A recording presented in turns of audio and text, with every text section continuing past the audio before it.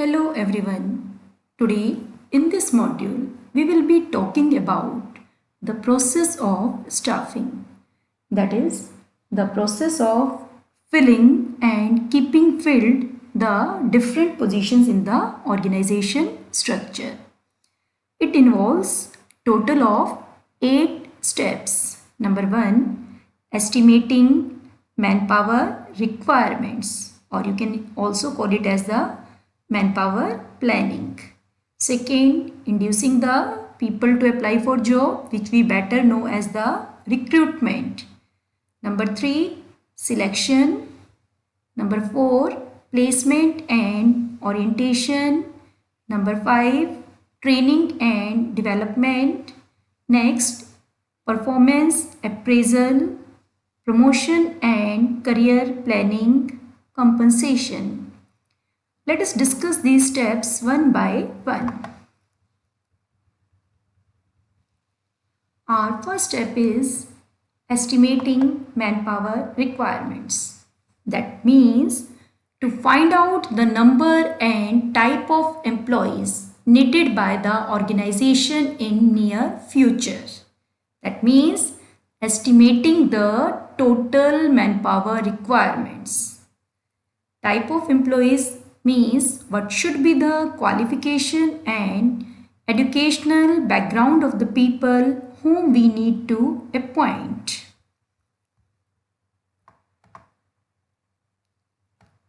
While estimating manpower requirements, the company should also make policy regarding number of people to be appointed from backward classes, women force, minority, etc.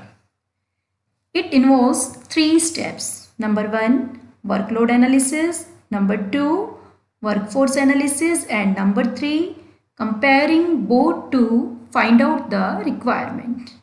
Number 1, workload analysis. It means finding number and type of employees required to perform various jobs designed in the organization structure. That means total manpower required by an organization. Next, you will do workforce analysis. It means analyzing existing employees already working in the organization at different job positions. That means you will find how many and what type of employees are already working in the organization.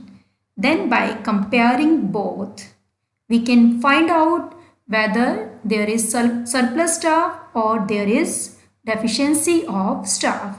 That means whether the organization is overstaffed or understaffed. Now, after estimating manpower requirements, now suppose you need more people to be appointed in the organization. Then your next step will be you will stimulate more and more people to apply for the vacant jobs in the organization. And this process is known as the recruitment. It refers to the process of inducing the people to apply for different jobs in the organization. So after estimating manpower requirements, the manager tries that more and more people should apply for the job so that you can get more choice and select best candidates out of those who have applied. Organization can fulfill the requirement from inside through transfer and promotion in case there is overstaffing in one department and understaffing in another department, or more staff in one branch and less staff in another branch. Then you can go for transfer, and similarly you can opt for promotion to fill the vacancies. And you can also fulfill the manpower requirement from outside the organization through advertisement, placement consultants, employment exchanges, etc. These are called as the sources of recruitment that we will discuss later on. Now, we have estimated manpower requirement, We have induced people to apply for the jobs. Now the next function is to step is to select the best candidate. So that is called as the selection. It refers to choosing the most suitable candidate to fill the vacant job position. It is done through a process involving tests, interviews, reference checking, etc. Again, that will be discussed later on in this chapter. The main objective of selection: to select the best among the available candidates and to make selected candidates realize that how seriously things are being done in the organization. So the selected candidates, he will feel to be proud to be a part of the organization. It will satisfy esteem needs of the selected candidates. Now, this is for the purpose of knowledge. Recruitment is a positive process because it stimulates more and more people to apply for the jobs in the organization, while selection is a negative process because in selection, number of selected candidates is less than the number of rejected candidates. That means more rejections are there and less selections are there. Now, fourth step, placement and orientation. Placement refers to occupying of the post by the candidate for which it is selected. After selection, the candidate will be given appointment letter and he will be asked to occupy the vacant job position. Orientation refers to introduction of new employees to the existing employees. That means he must know who will be his subordinates and who will be his superiors. He needs to know about the different departments as well as location of cafeteria, etc. So the main purpose of orientation is to familiarize the new employees with the existing employees, organizational policies and organizational structure. Next is training and development. Now, to enable the candidates to perform their jobs in a better way, in a more skilled way, we need to upgrade them from time to time by giving them training.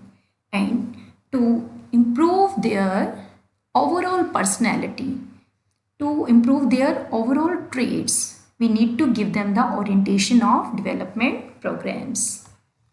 To improve the competence of employees and to motivate them, it is necessary to provide training and development opportunities for the employees.